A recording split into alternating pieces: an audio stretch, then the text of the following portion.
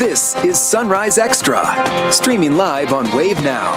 Good morning. Happy Wednesday. I think our Tuesday was actually pretty nice yesterday. It was, except it just looked like it was going to rain all day. Yeah, those low clouds didn't really help the situation at all, but they cleared out pretty quickly, and that is why we are dropping down into those 30s and 40s this morning. But we're also keeping an eye on that front pushing off towards the east and some areas of fog. So while most of our Kentucky Mesonet cameras aren't showing much, it's hard to see anything in Adair County because of that fog that has developed in that spot. So from parts of Hart County through Taylor County, this is where we're dealing with some of that lower visibility. Some of that now trying to stretch into portions of Marion County as well. So if you're traveling in those locations, just take it slow and use those low beams. We're also keeping an eye on some clouds along and north of I-64. Your temperatures are in the 30s and low 40s right now for everyone. So we have seen a pretty decent drop just over the past 3 hours. Once we head into the afternoon, we get rid of the fog, we get rid of the clouds. It's all about the sunshine to push us all the way into the mid to upper 50s for your highs. And then for later on this week, we're talking 60s across the region for your highs, and eventually some showers and thunderstorms coming our way by late Thursday into Friday. Rob. Tawana, thanks so much. At 7:01, mild conditions out there weather-wise, and the same, I'm happy to report, for the start of your Wednesday morning. Good morning to you for heading out right now. No accidents to talk about. This is 64 east at I-65. Traffic picking up a little bit, but still nice dry conditions out there. No accidents or anything that'll slow down the commute in that area. Taking you into the metro, this is 65 at the Lincoln Bridge. Beautiful shot there. Certainly a lot more spotlights or headlights coming through that area, but again, everything moving along as we hope it stays throughout the morning. The big picture looking pretty good right now. Just a couple of disabled vehicles to keep an eye out for. But we do have a heads up. That's for drivers in Louisville's Russell neighborhood. Louisville Water is repairing a water main break on 15th and Jefferson Streets. Now, there's still some closed off parts of that roadway. The water company says that a small number of customers were without service because of that break. Olivia, back over to you. Getting new reaction after LMPD released video from its response to the deadly UPS plane crash in November. And this morning, we have some new viewer video, too, to show you. This video was sent to us by a viewer, and it shows those huge plumes of smoke. The person recording says they were actually helping first responders and victims at the scene. Air crews from LMPD also gave us a look of some of the early moments of the crash site. Until LMPD's pilot got in the air, crews on the ground had no clear idea of the scope of the problem they were dealing with. So that pilot gave valuable directions to crews on the grounds who were trying to navigate through those hazards in search of survivors. It was a little overwhelming. It was a lot to take in. You didn't know how many people were in the path of that. And then it's not really a scenario that you train for. You know, a huge airliner with 42,000 gallons of fuel on board crashing on takeoff. Federal investigators are still sorting through the evidence at the crash site. 15 people died as a result of the crash. 23 more were hurt. Some local businesses impacted by the crash are still trying to get access to their buildings. Emergency management leaders haven't shared a timeline, an exact timeline for when all the restoration work will be finished. Several victims' families have filed lawsuits on behalf of their deceased loved ones. Our extended and extensive coverage of the UPS plane crash is updated regularly on wave3.com. Today, Governor Andy Beshear will deliver his State of the Commonwealth address. The address is scheduled for 5:30 this evening and will also include the governor's biennial budget address. The speech will take place at the Thomas D. Clark Center for Kentucky History in Frankfort. The governor is expected to lay out which topics he wants lawmakers to tackle in this year's legislative session. On the first day of the session, more than 50 bills have already been filed by lawmakers. And some of those grabbing attention that have been filed include Senate Bill 181. This looks to clarify language in last year's Senate Bill 181. That's the student safety law relating to communication between school staff and students. Senate Bill 26 aims to ban DEI practices from being required in schools. And a big focus for lawmakers is taking on the two-year budget. House Majority Leader Representative David Osborne says the General Assembly is focused on solutions-driven policy that support all Kentuckians. All of those things that we feel like it's important that we reach some type of bipartisan, bicameral agreement to. And I think those will be, obviously the budget will dominate everything. But beyond that, I think you look at the work groups that we had, and those will kind of point you to our priorities. The 2026 legislative session is scheduled to end April 15th. One Kentucky senator says his goal is to make distracted driving a problem of the past during this legislative session. The state currently doesn't have a hands-free law, but Senator Jimmy Higdon wants to see that change. Rob Wells is here to explain. Rob. Yeah, and Olivia, Senator Jimmy Higdon's Senate Bill 28, known as the Phone Down Kentucky Act, comes after a 2-year-old Louisville girl, Camerlyn Burns, was killed in a car crash. This happened in October 2022. Authorities believe that the other driver was speeding and distracted. Higdon wants to make certain that no other family endures that horrific pain. Higdon, who serves as Senate Transportation Committee Chair, says Burns' mother has played a large role in advocating for the legislation. The bill would make using nearly all mobile devices illegal while driving, while allowing exemptions for GPS navigation, emergencies, and for law enforcement. Alyssa Burns, Camerlyn's mother, says that her daughter was not just a statistic on paper and believes that the legislation could help to save future lives. Higdon agrees. This is a bill that I think is very important that we pass and get people to be conscious of the dangers of driving distracted. 99% of Kentuckians are law-abiding citizens, and if the law says you don't talk on your cell phone, I believe that the majority of Kentuckians will follow that. Higdon is entering his very last legislative session after more than 2 decades in public office. He added this is one piece of legislation in particular that he wants to become law. We'll keep you posted as the proposal moves through the session. Olivia, back over to you. Thank you, Rob. Indiana lawmakers are also back at work at the Capitol in Indianapolis. This is the final week for the Indiana House and Senate to file bills. Since returning to the State House Monday, both House Democrats and Republicans agree on prioritizing affordability. This 2026 session will cover a wide range of bills, from AI and data centers to health care and education. The session is ending sooner than in previous years because of the chambers already convened for 2 weeks to vote on congressional redistricting in December. A new year brings new requirements for Hoosier families who receive and rely on SNAP benefits. And as we review the new degrees of restrictions for Indiana and Kentucky, Wave News reporter Julia Richardson spoke to some nonprofits on both sides of the river who are trying to connect people to nutrition and navigating these changes. They're worried. Families are worried. Gina Brown is the founder of Let Us Learn, a nonprofit in Indiana dedicated to helping families have access to healthy food. This year, thanks to a grant, Let Us Learn will be setting up a booth twice a month to offer food that families need the most. Fresh baked sourdough bread, produce, eggs, even some meat. So when they are on these limited funds, they'll be able to maybe get some things from us. And this may be even more necessary now in 2026 as Indiana's SNAP restrictions have gotten stricter. People can no longer buy items like candy and sugary drinks using their benefits. While Kentucky hasn't taken that step, lawmakers have discussed it.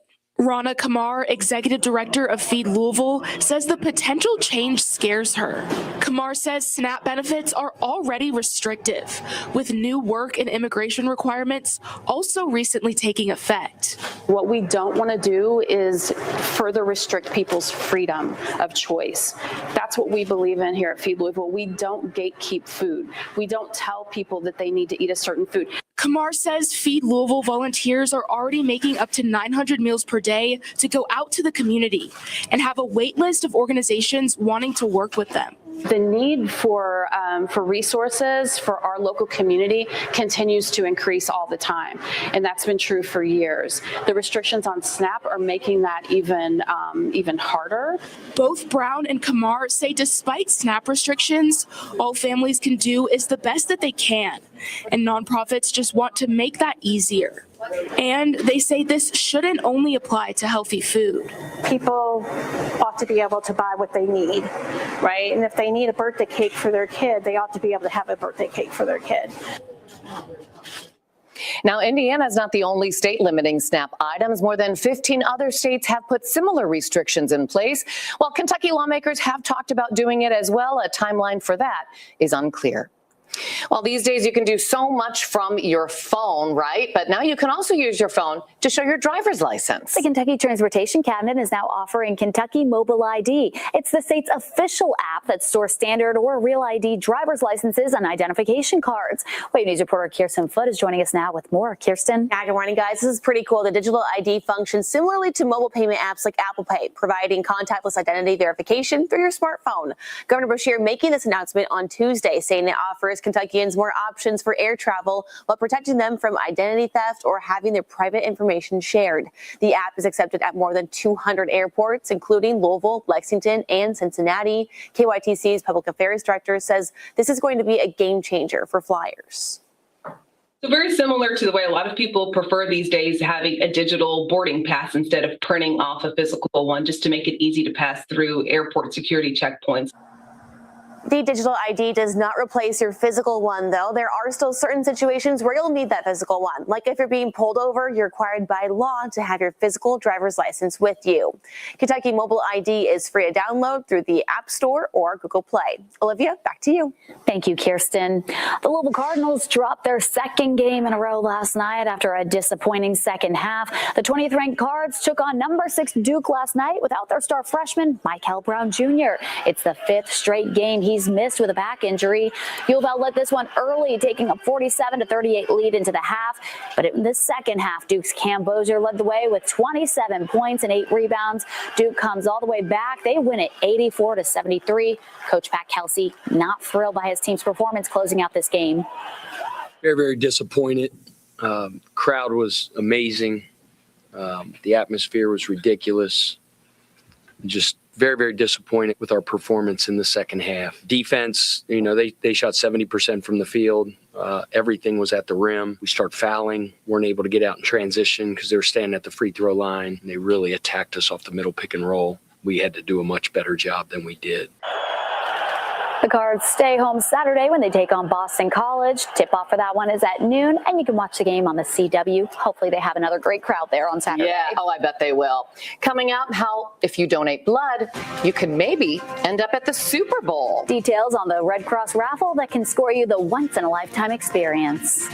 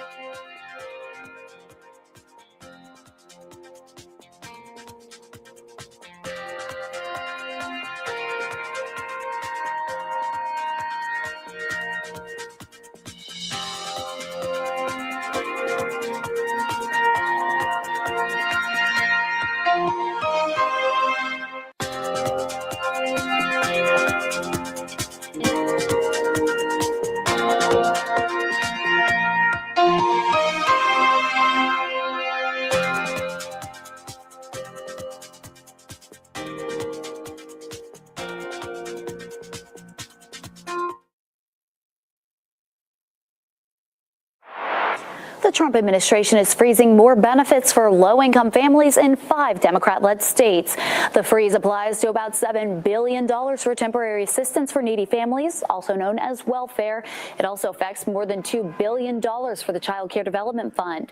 The affected states are California, Colorado, Illinois, Minnesota, and New York. HHS accuses them of widespread fraud. The agency has not presented evidence of that fraud, though.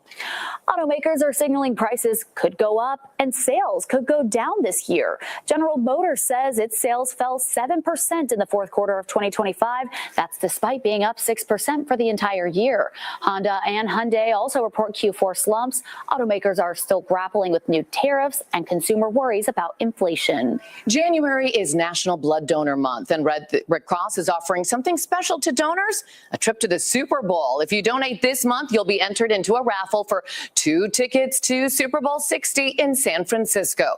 According to the Red Cross, every 2 seconds, someone needs blood. Blood donations have a short shelf life and only last up to 42 days, which is why the need is so constant. A doctor at the Cleveland Clinic says people can make a big difference by donating. We cannot manufacture blood. The only way we get life-saving blood is through donations. The type of patients that require blood to save their lives are patients such as trauma patients, cancer patients, and surgery patients. So it's important that we keep blood donations up throughout the entire year. To be eligible for the tickets, you must donate blood before the 25th. For more information, you can visit the Red Cross's website, and you can watch the Super Bowl reminder right here on WAVE and NBC, February 8th. Going to be here very soon, but we don't know who's going to be in it yet. I mean, I'm thinking it's going to be the Buffalo Bills. Josh Allen, come on, let's go.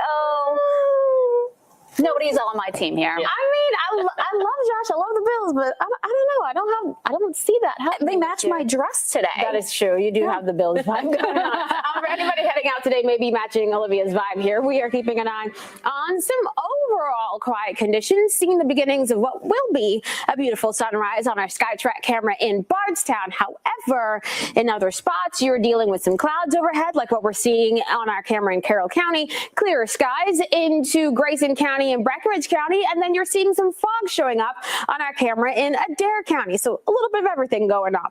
For those of you in our southernmost counties, you're talking from portions of Hart, Greene, Taylor, and Adair counties. Even into southern Marion County, this is where we're running into some areas of patchy, locally dense fog. On top of that, for those of you along and north of 64th, you are seeing some clouds moving into your region. All of this happening behind the cold front that's now moved out of our area.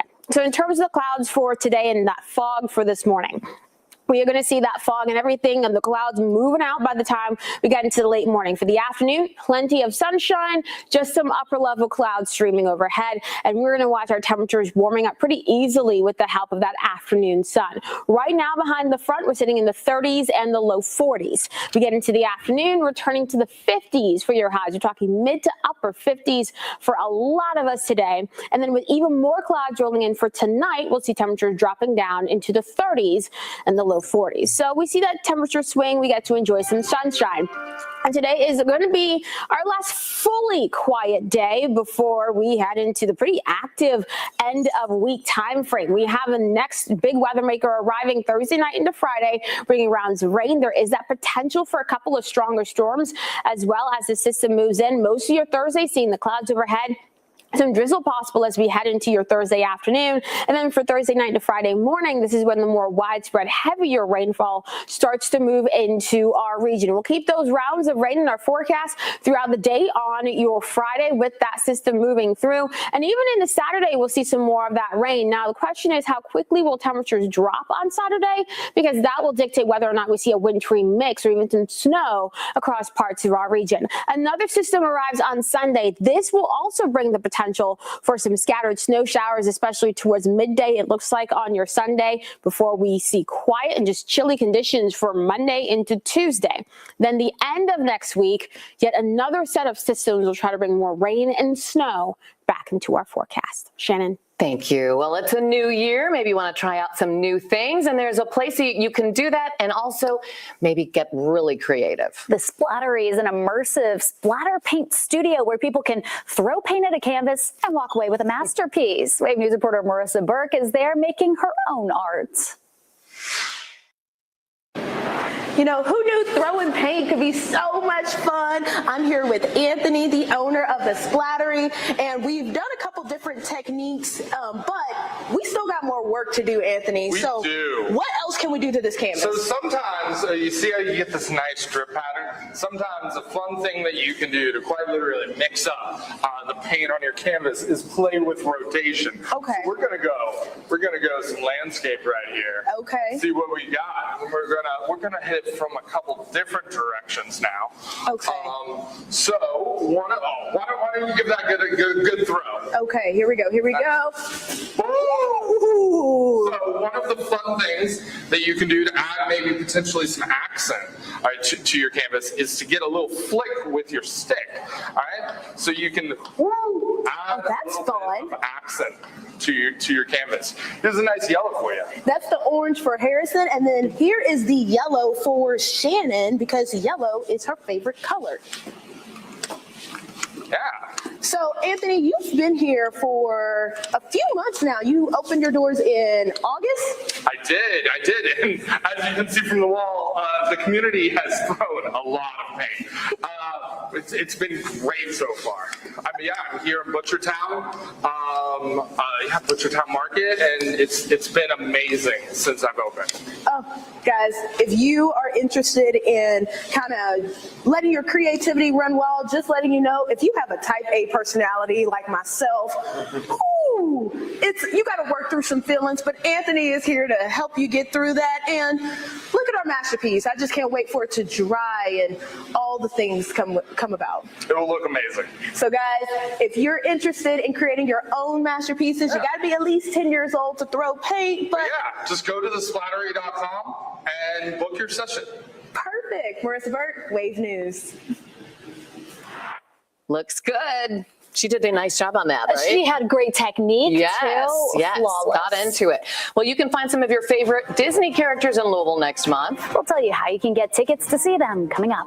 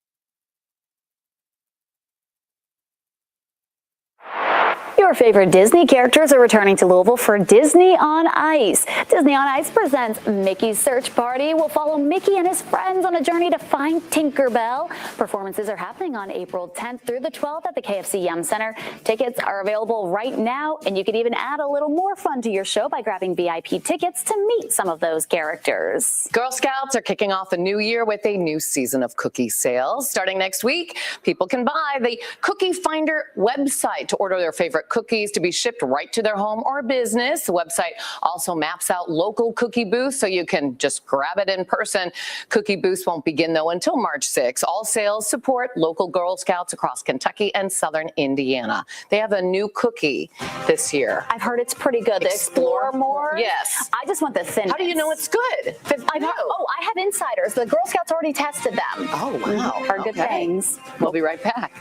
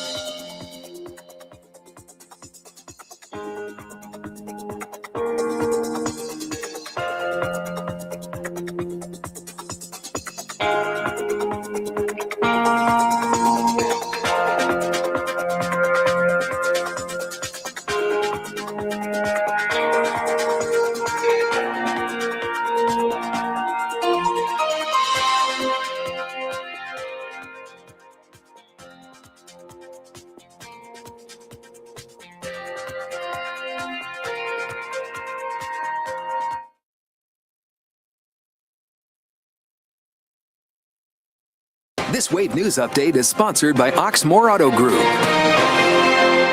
Good morning. I'm Shannon Cogan. Today, Governor Andy Beshear will deliver his State of the Commonwealth address. The address is scheduled for 5:30 this evening. It will also include the governor's biennial budget address. The governor is expected to lay out which topics he wants lawmakers to tackle in this year's legislative session. On the first day of the session, more than 50 bills were filed by lawmakers.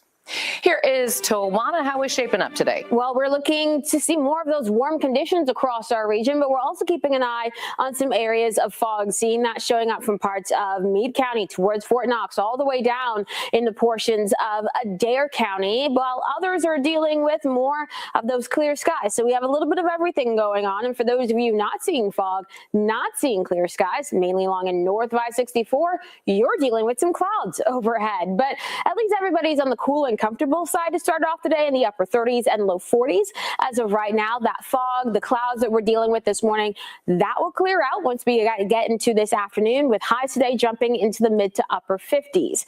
Now, once we get into tonight, more clouds rolling in out ahead of our next system that will try to bring more widespread and heavier rainfall for Thursday night into Friday. We'll keep some sort of rain or snow or mixed chance as temperatures drop on Saturday, and another system will try to bring us some light snow on Sunday. So a lot happening as we head just into the weekend, and we could see more chances of rain and snow as we get into next week too. Rob. Tawana, thanks so much at 7:28. Good Wednesday morning to you. I hope it's out on a great start for you. If you're heading out to work or school, a great note, no crashes to talk about right now. This is a live look. This is 65 at the Lincoln Bridge. Beautiful, nice, dry, clear conditions out there. We have no crashes or major slowdowns out there. The big picture looking pretty good. A few little yellow icons showing us a couple disabled vehicles. Make it a great morning. We'll see you in 25 minutes.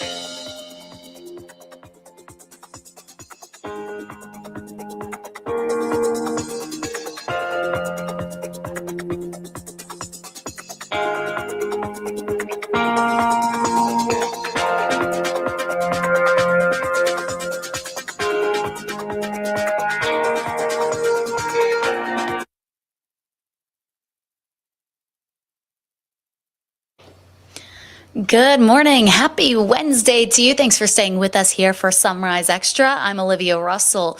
This week has already flown by. Hard to believe it's already Wednesday.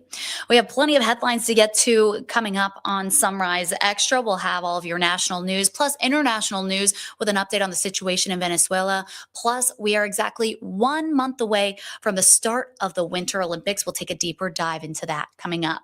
But first, police are issuing a new warning to wait for first responders if you're involved in a crash because a woman was hit and killed while stepping out of her vehicle after she was involved in a crash yesterday. Investigators say it happened around 7:30 yesterday morning at Bardstown Road and Watterson Trail. Police say the call started as a non-injury wreck, but before officers got there, the woman got out of her vehicle and was hit by another car. The coroner hasn't released her name yet. The driver who hit her was not charged. A Kentucky man is in jail after police say he stole his ex-girlfriend's car while she was in the hospital giving birth to their child. This happened in Martin County. That's in eastern Kentucky. Police say Christopher Millett was at Pikeville Medical Center on Friday to watch the birth of his child. Investigators say the woman allowed him to sit in her car to stay warm since hospital policies prevented him from staying inside with her. An arrest report says security video showed Millett driving away with the vehicle while that woman was giving birth. Investigators say when she called to ask where her car was, he told her it was none of her business, and then he hung up on her. Millett was arrested Saturday night, and he's now charged with auto theft. Amy McGrath is officially in the race for U.S. Senate once again. The seat will be open when longtime Senator Mitch McConnell retires at the end of his term, which is up in exactly 1 year. This is McGrath's second attempt at the U.S. Senate after losing to McConnell in 2020. McGrath talked about why she's vying for another chance at the seat. I'm doing this again because I love Kentucky and because I love our country. And I think we need better leaders. And it's the same reason that I launched, that I got into politics, 8 years ago, because I think we need better leaders. And honestly, if things were better, I probably wouldn't be doing this. Things aren't better. McGrath joins several other Democrats and Republicans vying for the seat. The primary election is May 19th, with the general election happening on November 3rd. Now to the latest from the tragedy in Clark County, Indiana. Neighbors are describing the inferno at a Henryville home that killed a man who ran back inside to save his dog. The man died, but the dog was able to be saved by firefighters. In an eerie coincidence, Wave News anchor Brian Schlonsky learned from a neighbor that this victim isn't the first person to die inside the home. I was sitting right here and I seen the ambulance go by and the lights were flashing. Noel Witcher has lived in this Clark County, Indiana home since the 90s. He says Sunday, around 5 in the evening, he was instantly worried about the neighborhood he loves. I walked out to the road and I could see the black smoke rolling up and I could see the flames flash every once in a while. A few doors down on Spieth Road, a home engulfed. Monroe Township Fire says they got a 911 call and the dispatcher heard yelling and a smoke detector going off, but not much else. The fire department says witnesses saw the man who lives here run back inside the inferno to save the family dog. Firefighters rescued that dog from a second-floor balcony, but sadly, the man who lives here died. He wasn't as old as me, but probably maybe 60s, I think. Witcher says he didn't know the victim well. I just had talked to this guy a couple times as I'd walk down the road. But the tragedy brought back haunting memories for his street in the Henryville area. So I thought, oh no, here we go, somebody else. That somebody else? Another man who died not just on this small street, but in the very same home years earlier. I mean, back in 98, when the guy originally bought the house, he had a heart attack and died in the kitchen. So he's the second owner that's died in that house. And it's like, I don't know, that's kind of freaky. Well, firefighters have not released the name of the man who died. We also don't know what happened to that dog, if it's in the care of family or friends. Right now, the Indiana Fire Marshal is investigating the cause of the fire. Work has started in Silver Creek to prepare for the removal of the Providence Mill Dam. Crews continued their work to remove rock from the creek, which the city of New Albany previously placed at the dam. 14-year-old Andre Edwards Jr. drowned there in May of 2024. Since his death, his family has fought for the removal of the dam. New Albany Mayor Jeff Gahan ordered emergency maintenance in August of 2024, which involved placing rock fill at the Silver Creek Dam without permission from state or federal agencies. The dam is being removed after the city reached a settlement agreement with the Department of Natural Resources in December. A former fire station and community center in the Parkland neighborhood will soon be getting new life. City leaders say they're looking for developers to transform the Ashanti House Cultural Development Center. The fire station was first established in 1904 as Engine 19 on South 28th Street. It later transitioned to a community center before private owners took over. The property was acquired by the Land Bank Authority in 2020 to save it from further decline. Now the city has opened a request for bids for contractors to redesign the property into something that will benefit the entire community. So now we have this building. Now we're going to be looking for developers. We're going to be looking for a nonprofit, a few nonprofits to go inside here. One nonprofit that will work with the city to spearhead this. So it's back in the community's hands. That's the voice of Councilwoman Tammy Hawkins. The city will host a pre-bid meeting January 14th to allow those interested in bidding on the project a chance to see the property. Those bids will be accepted through January 30th. Oh, this'll get you hungry. A South Louisville restaurant is gearing up for its 102nd year in operation. Mike Linning says it will reopen on Thursday, January 29th at 11 a.m. Pretty sure my dad has that date circled on his calendar. He loves it so much. The restaurant on Cane Run Road is known for its seafood plates and family photos and artwork on the wall. The business started in 1925 as a small roadside stand selling fresh fruit and vegetables to people in the area. Now they have some incredible fried fish and some of the best onion rings in town, I have to say. Southern Indiana Pride announced a major update for its annual Pride Festival. Since its inception, the festival has been hosted at Big Four Station Park in Jeffersonville, but the festival has grown so much, it's so popular, it'll have to be hosted somewhere else. In 2026, the Southern Indiana Pride Festival will move to the Central Green at Water Tower Square on Main Street in downtown Clarksville. The new location gives a permanent stage, indoor restrooms, enhanced handicap accessibility, and free parking close to the event. The 2026 Southern Indiana Pride Festival will take place on Saturday, June 6th. We'll be right back with some of your international headlines.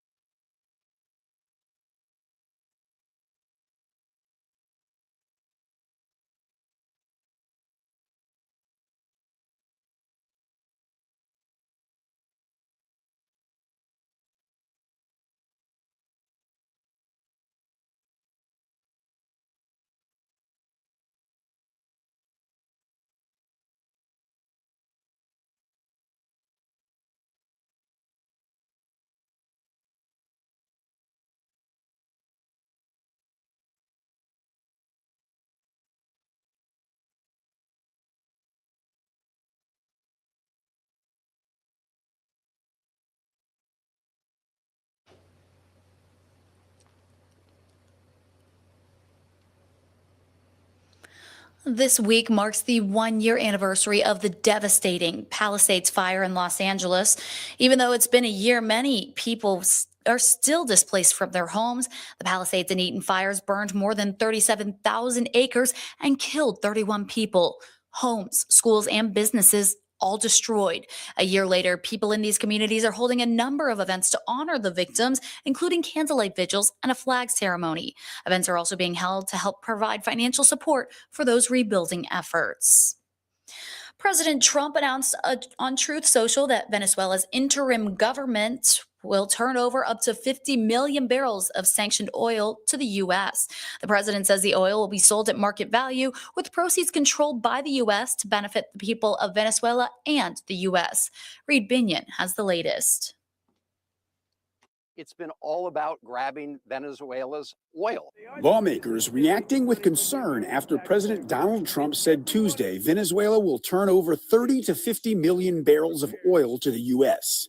The president, writing on Truth Social, the oil will be sold at market value and the money, quote, will be controlled by me as President of the United States of America to ensure it is used to benefit the people of Venezuela and the United States. Lawmakers expressing skepticism. I don't think either the American people or Venezuelan people are ever going to get the benefit of that money regardless. Venezuela is home to roughly a fifth of the world's proven crude oil reserves, leading all countries with 303 billion barrels. We're going to have our very large United States oil companies, the biggest anywhere in the world, go in, spend billions of dollars. But experts say the prospect of oil companies running operations in Venezuela raises questions. There are two sides of that equation, right? One is the Venezuelan government going to fight back? The other part of it is, will big oil in the United States take the kind of risks of doing large-scale investment that is required? While some may wonder about the impact on gas prices, 30 to 50 million barrels of oil may sound like a lot, but to put it in context, the U.S. consumed just over 20 million barrels per day over the past month. So while it might lower oil prices a bit, it won't likely lower Americans' gas prices that much. I'm Reed Binion reporting. I'm not against approaching. Meanwhile, the White House says President Trump is discussing a range of options to acquire Greenland. The White House says using the U.S. military to do it is not off the table. President Trump's public comments on Greenland date back to last year. Senator Rand Paul commented on the discussion surrounding Greenland. I'm not against approaching Greenland in a voluntary way to say, hey, the United States would like you to be part of the United States if you so wish it. And that would be a possibility. But right now, I think it's been going in the wrong direction. Greenland is a self-governing territory of Denmark, a fellow NATO nation. Denmark's prime minister said Monday that President Trump's desires should be taken seriously. It came with a warning that a U.S. military attack on Greenland could effectively end NATO. The DOJ still has a mountain of evidence in the Jeffrey Epstein material to review. More than 12,000 documents have already been released, but over 2 million others remain under the microscope. The DOJ was expected to release everything on the convicted sex offender by December under a law passed by most of Congress late last year. Lawmakers like Kentucky Representative Thomas Massie are growing more impatient as the DOJ pushes that deadline back even further. If this were a private law firm with 5% of the resources of the DOJ, this would have been done by the deadline. And they just missed another deadline, which is the report to Congress, which is supposed to list all of the politicians that are in their files. And also, they're supposed to justify all the redactions 15 days after the first 30-day window. Officials now say they need more time to sort through papers, photos, videos, and audio files that are stored in the FBI system. Appearing today in court is the man the Los Angeles authorities believe stabbed and killed legendary Hollywood actor and director Rob Reiner and his wife of more than 35 years. The couple's son, 32-year-old Nick Reiner, is set to be arraigned on charges for the murder of his parents. Maribel Gonzalez brings us the latest from downtown Los Angeles. Hollywood director Rob Reiner and his wife, producer Michelle Singer Reiner, were found stabbed to death in the master bedroom of their Brentwood, California home on December 14th. There were two deceased individuals inside of the residence. 2 days later, the LA County District Attorney's Office charged the Reiner's 32-year-old son, Nick Reiner, with 2 counts of first-degree murder with a special circumstance of multiple murders. Prosecuting these cases involving family members are some of the most challenging and most heart-wrenching cases that this office faces because of the intimate and often brutal nature. Nick Reiner's charge also include a special allegation that he used a dangerous weapon, a knife. These are some of the most serious charges that a DA's office can bring against anyone. Attorney Ellen Jackson is representing the Reiner's son. Jackson has fought for high-profile clients, including former Hollywood movie mogul Harvey Weinstein, and most recently, Karen Reed, who was acquitted of second-degree murder and manslaughter charges last year in the death of her Boston police officer boyfriend. Jackson asked the public to respect the judicial process for Nick Reiner's case. During this process, you allow the system to move forward in the way that it was designed to move forward, not with a rush to judgment, not with jumping to conclusions, but with restraint and with dignity. Conviction on Nick Reiner's charges carries a penalty of life in prison without parole or the death penalty. In Los Angeles, I'm Maribel Gonzalez reporting. Stick with us. We're going to take a quick break, and in 2 minutes, we'll have some of your top headlines in sports.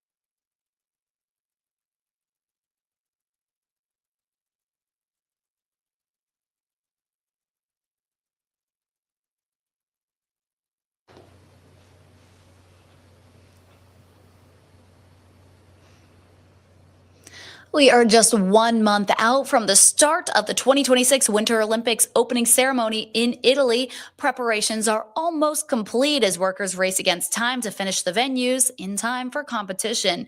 NBC's Claudia Lovanga has more from Rome. As you can see, it has been raining heavily here in Rome and in other parts of Italy, but still the Olympic flame has been burning its way across the country in the hope that in a month, this rain will turn into snow.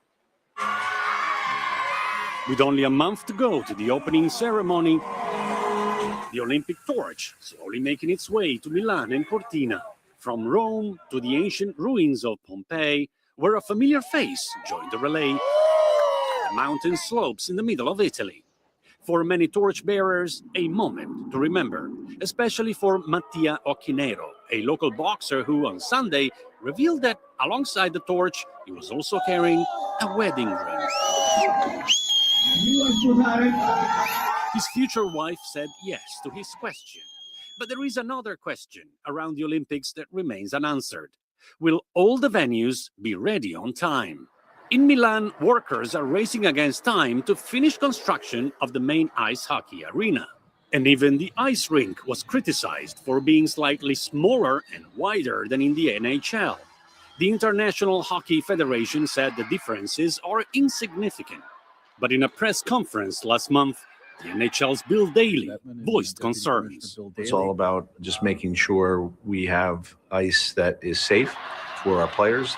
Organizers promise all will be ready on time as opening day approaches. In the meantime, they revealed that Mariah Carey will be among artists performing at the opening ceremony in Milan on February 6th. No doubt all the athletes will want for the Olympics is gold. Among the athletes aiming for gold are, of course, the NHL players who will take part in the Olympics for the first time in 12 years. Also, Lindsey Vonn, who staged an amazing comeback from a 5-year retirement, and now she aims to become the oldest ever alpine skier to win an Olympic medal. And, of course, Mikaela Shiffrin, who also came back from an injury in 2024, stronger than ever, and she is now once again among the ones to beat. Well, I have to say, I don't know much about the winter sports, but it's always so much fun to watch them out there compete, especially those going for the gold for Team USA. Well, after making the playoffs for the first time last season, Racing Louisville's bringing in some firepower to try to make it back this upcoming season. Racing signed United States Youth National Team forward Audrey McKean to her first professional contract. And get this, she's just 17 years old. She's the youngest player to ever sign with Racing, and she's the first player to sign for the club under the age of 18.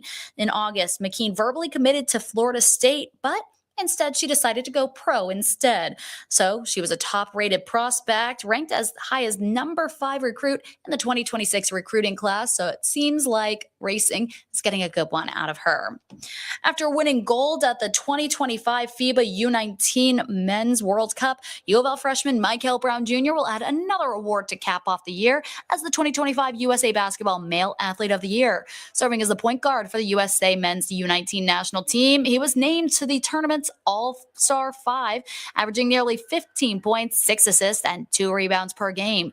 The Red, White, and Blue recorded a flawless 7-0 record at the event, eventually defeating Germany 109-76 in the gold medal game.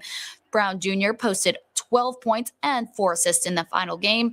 The gold medal in Switzerland was Brown's second after having won the 2024 FIBA U18 Men's AmeriCup title in Buenos Aires. After a strong start for the Cards, though, he has been out for 5 straight games with a back injury. We are crossing our fingers, hoping he can be back out on the court again soon.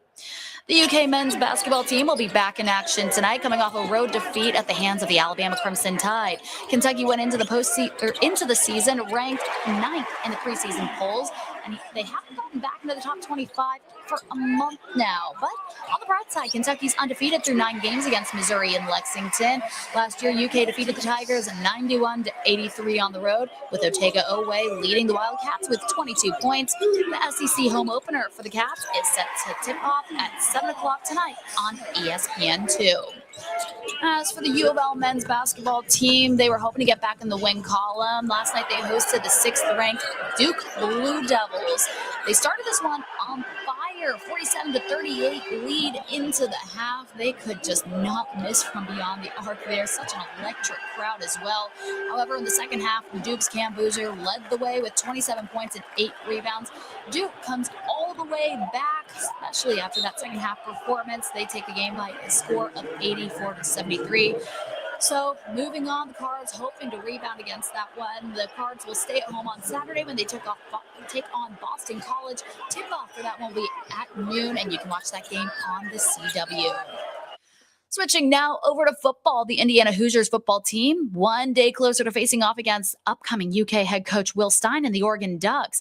The Hoosiers wrapped up their final practice in Bloomington yesterday. They'll travel to Atlanta today. The two teams are familiar with each other as they faced off in the regular season. Indiana won that one on the road by a score of 30-20, but the Ducks haven't lost since the Indiana game in October. Indiana running back Roman Hemby says he trusts his team to play for each other, and that's enough to get a win. Regardless of the situation, regardless of where we are in the game, we know that all it takes is for 11 guys to do their job. And we're here for a reason because we have 11 guys that can do their job. And we trust each other. We have that love for one another. And when we get out there on the field, we know that we're going to put it on display. So kickoff for that one is set for Friday night at 7:30, and you can catch it on ESPN. And UK's new head coach, Will Stein, will be the offensive coordinator for the Ducks in this one. That's all the time we have here for Sunrise Extra. Thanks so much. Hope you have a great Wednesday.